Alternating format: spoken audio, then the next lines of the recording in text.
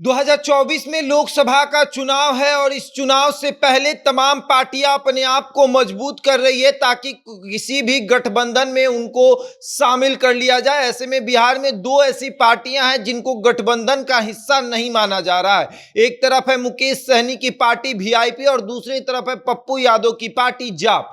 पप्पू यादव तो पूरा परिश्रम कर रहे हैं। पप्पू यादव तो इतना दिखा रहे हैं कि हम अगर जरूरत पड़ेगा तो सबका पैर पकड़ लेंगे और सबका पैर पकड़कर ये बोलेंगे कि अपने गठबंधन का हिस्सा बना लीजिए।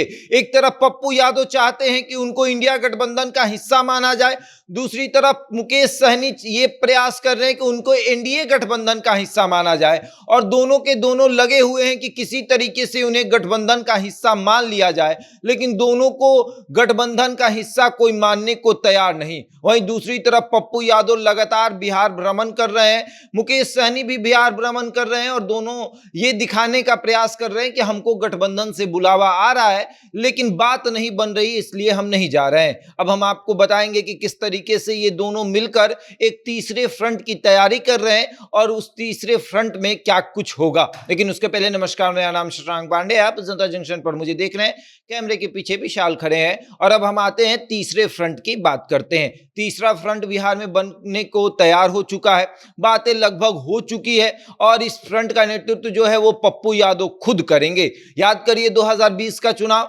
2020 में भी पप्पू यादव ने तीसरे फ्रंट का निर्माण किया था और इस बार फिर पप्पू यादव कह रहे हैं कि हम अब तीसरा फ्रंट बनाएंगे, यानी तीसरा गठबंधन खास करके बिहार के लिए बनाएंगे, बिहार के 40 सीटों के लिए बनाएंगे और वहां पर अपने गठबंधन के साथियों को मैदान में उतारेंगे। पप्पू यादव का मानना है कि अगर हम मैदान में उतरे तो खास करके यादव वोटर और मुसलमान वोटर को तो तोड़ देंगे और यादव और मुसलमान वोटर जो हैं वो इंडिया गठबंधन के हैं और इंडिया गठबंधन को मेरी वजह से नुकसान हो जाएगा। तो हम ऐसा नहीं चाहते कि मेरी वजह से इंडिया गठबंधन को नुकसान हो जाए। ऐसे तीसरे फ्रंट की अगर बात कर रहे हैं तो ये भी कर ले कि तीसरे फ्रंट में कौन कौन सी पार्टी रहेगी। तीसरे फ्रंट में पप्पू यादव की पार्टी जाप, मुकेश सहनी की पार्टी वीआईपी और असदुद्दीन ओवैसी की पार्टी एआईएमआईएम है और उसके बाद मायावती से बात चल रही है। अगर मायावती से बात बन गई तो वो भी इस गठबंधन का हिस्सा रहेंगी और अगर मायावती और ये सभी लोग मिलकर अगर तीसरा फ्रंट बनाते हैं तो समझ लीजिए कि इंडिया गठबंधन को इतना नुकसान होगा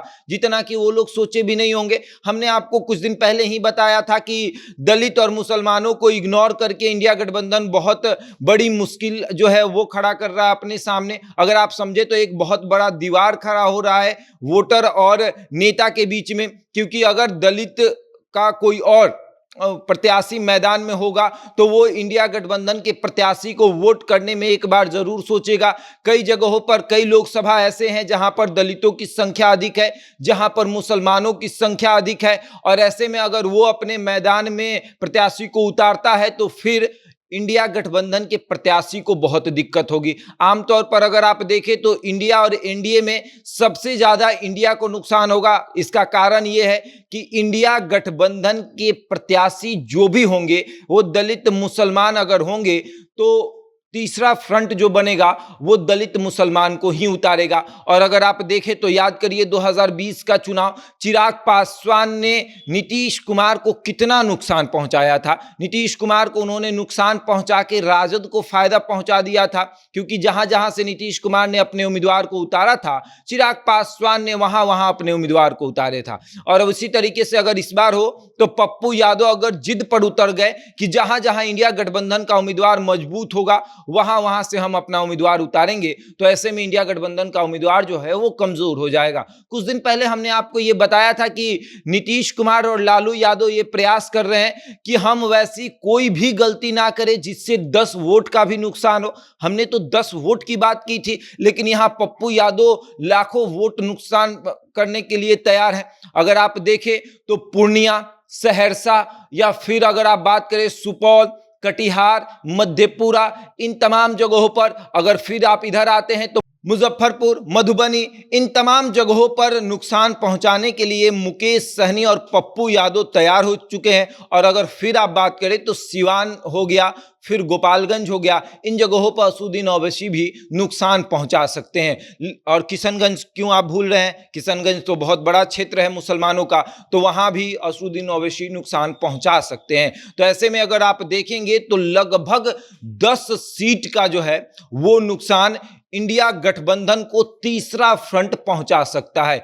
अगर आप बात करें तो सिर्फ एक पप्पू यादव के शामिल कर लेने से तीसरे फ्रंट का निर्माण नहीं होगा, और जब तीसरे फ्रंट का निर्माण नहीं होगा तब तो इंडिया गठबंधन को बहुत फायदा होगा, क्योंकि तीसरा फ्रंट वही बनाएगा जो बिहार की क्षेत्रीय पार्टी है, जो ये दावा करती है कि बिहार के कुछ लोकसभा क्षेत्र में उसकी पकड़ है, तभी तीसरे फ्रंट का निर्माण होता है। क्योंकि दूसरी पार्टियां दूसरी जगह से आकर बिहार में तीसरे फ्रंट का निर्माण नहीं कर सकती है, क्योंकि उसका लोकसभा में पकड़ अच्छा नहीं होता है, वो अपने प्रत्याशी के दम पर चुनाव लड़ने आती है। तो ऐसे में अब देखते हैं क्या होगा। पप्पू यादव लगातार बिहार के तमाम जिलों में जा रहे हैं, तमाम लोकसभा में भ्रमण कर रहे हैं, लोकसभाओं में घूम घूम कर ये बता रहे हैं कि हम इंडिया गठबंधन का हिस्सा बहुत जल्द बन सकते हैं, और अगर नहीं बने तो समझ लीजिए कि तीसरे फ्रंट का निर्माण होगा, और तीसरे फ्रंट का जब निर्माण होगा तब इंडिया गठबंधन को ही नुकसान होगा। बहरहाल आगे देखिए क्या होता है 2024 में। अगर तीसरा फ्रंट बनता है तो इंडिया गठबंधन को कितना नुकसान होगा। इस खबर में इतना ही, बने रहे हमारे साथ और देखते रहें जनता जंक्शन।